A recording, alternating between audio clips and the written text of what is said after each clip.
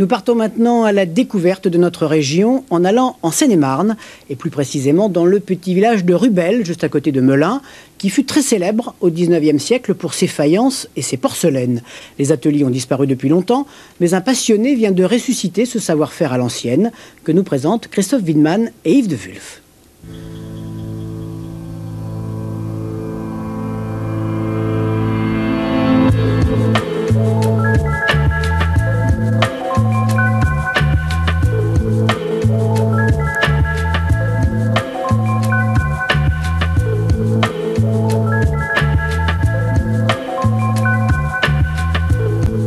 Quand j'ai acheté ma petite maison, je me suis dit que, et puis que j'ai acheté 2-3 assiettes dans une salle des ventes à l'époque, je me suis dit qu'il fallait que je connaisse le sujet à fond. Et je ne voulais pas mourir idiot.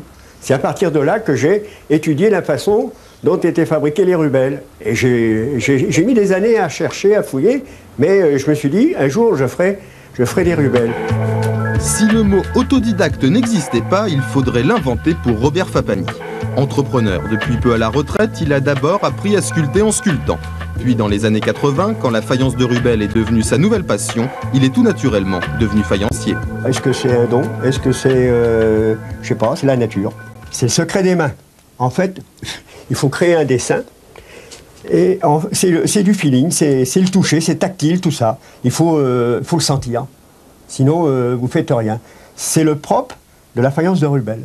C'est justement donner le relief en un espace très restreint, du genre millimètre, millimètre et demi maximum, sinon ce n'est plus du Rubel. Voilà. Cette sculpture extrêmement fine du moule a fait la renommée des faïences et porcelaines de Rubel au milieu du siècle dernier. La production n'a duré que 20 ans jusqu'à ce que l'usine ferme et les pièces d'origine très fragiles sont devenues des bijoux pour collectionneurs argentés. Je peux arriver à faire une vraie Rubel qu'on ne pourrait pas reconnaître. Mais ce n'est pas mon intérêt. Mon intérêt, c'est de faire façon Rubel pour faire revivre le patrimoine de notre petit village. Mais en plus, c'est reconnaître que c'est une assiette d'aujourd'hui. Robert Fapani, tout simplement. Tout simplement et tout seul, ce passionné a appris un art et un métier en quelques années. Cette sculpture si particulière, les astuces et secrets des ajourés, du moulage, de l'émaillage et de la cuisson, mais pour lui, le summum parmi les inventions rubelloises, la plus marquante, c'est la lithophanie, presque un tour de magie.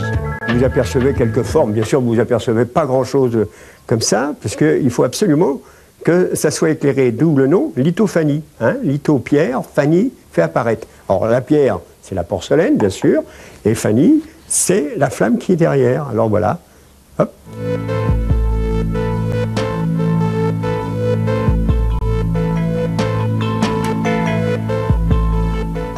L'avenir est tout simple. Je voudrais qu'on fasse connaître Rubel, qu'il soit connu pour ce qu'il était, et puis faire revivre le patrimoine, parce que je trouve que c'est intéressant, c'est la culture, c'est notre culture régionale. Et puis ensuite, j'aimerais qu'il y ait un musée à Rubel, bien sûr. Hein. Depuis ses premières assiettes et lithophanies, au début des années 90, Robert Fapani a produit des centaines de pièces. Il vend aux particuliers, travaille pour un restaurant, a fondé une association et en plus d'ouvrir un musée, il veut écrire un livre.